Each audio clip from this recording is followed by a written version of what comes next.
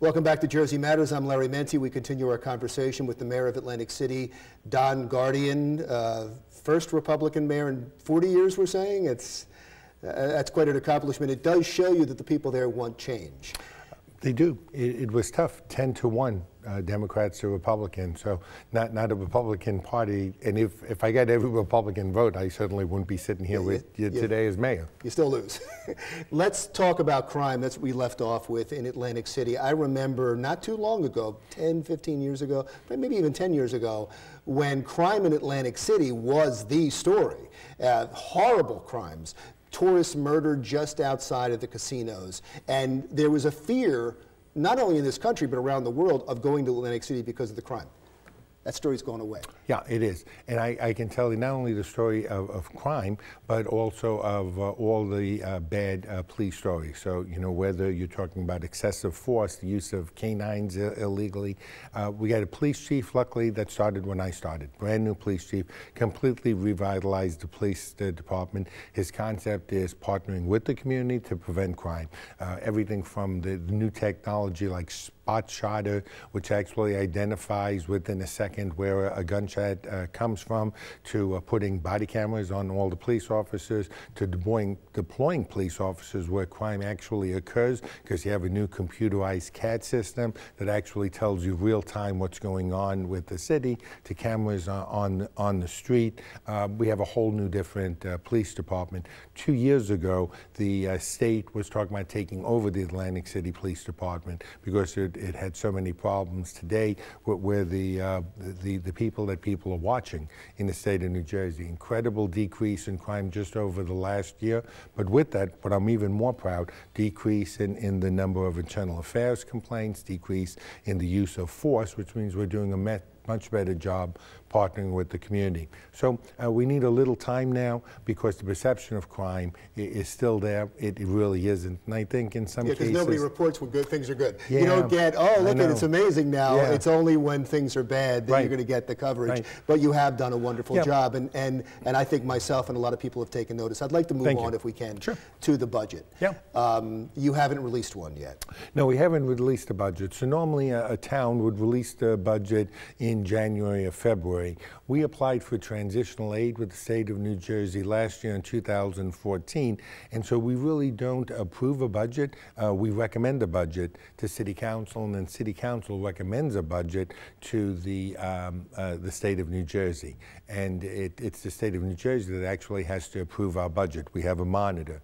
And so the state budget year starts July 1, ours starts January 1. So we really don't submit our budget till June of this year. There was talk in the paper about a budget that you have where you cut back absolutely. $30 million. That's correct. Right. And so what's getting cut? Everything. There was nothing that wasn't on the table.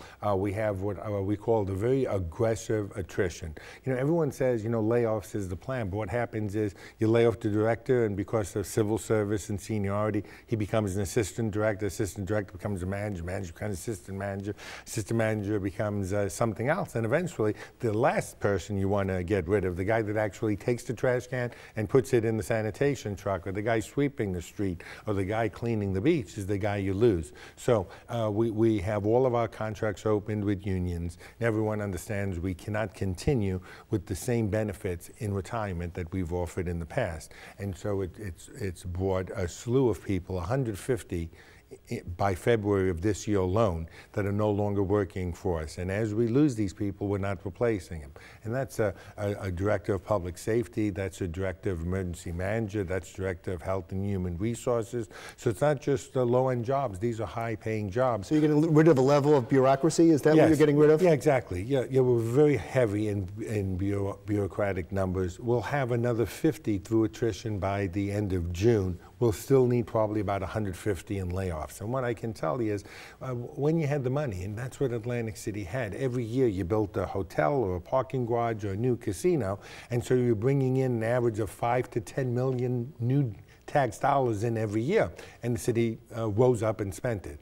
So you didn't hurt your pocketbook. You weren't getting a tax increase until the last couple of years, but we were bloated on the government side. So now we're reviewing, not just saying 10% cut across the board, we're saying If you have 8 people, what are those 8 people doing? Do we really need to be doing that? How are we providing services? And so everything from the way we clean the streets to the type of brushes that we use to how we pick up our recycling to how we deploy our police department to what the fire department does, all of that is what we're cutting. But one quote of yours keeps coming up over and over and Just over one? again. Do you regret saying at least we're not Detroit? No, I don't, but I was saying it in a lot of ways. And, you know, by next year, I'm going to talk about positive things in Detroit, saying, at least we're not Detroit. If we were, these were the positive things. On the negative side, what happens is the point I was trying to make and make light of it was they had a pension plan within the city. And so when they got in trouble, they spent the pension plan. And so bankruptcy is something that they did. When they got an emergency manager actually means that he took over for the mayor and for city council. New Jersey, since 1932, has prided themselves that the state would never allow a municipality to go bankrupt. And so they help the municipalities and they help balance how money is flowing to different cities. Atlantic City wasn't part of that because 85% of our taxes came for casinos. So we had no right to ask anybody for anything. Now, I'm telling you, even in a bad year like last year, we provided $780 million, Little Atlantic City, to Trenton. I'm not trying to take that money back. You want your fair share. A fair share, that's it. When we come back on Jersey Matters, we're going to talk a little bit about changing the image of Atlantic City over the next decade. When we return with the mayor of Atlantic City, Don Guardian, on Jersey Matters.